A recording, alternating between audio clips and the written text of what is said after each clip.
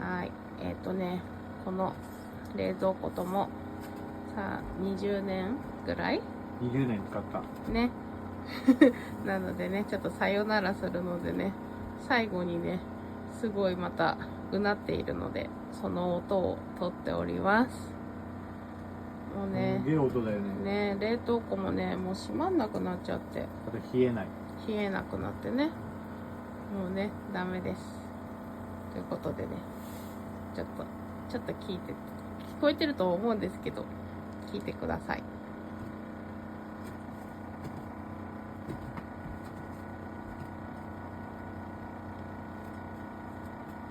コンプレッサーのイオンじゃない？すごいよね、この音。はい、こんな感じです。以上です。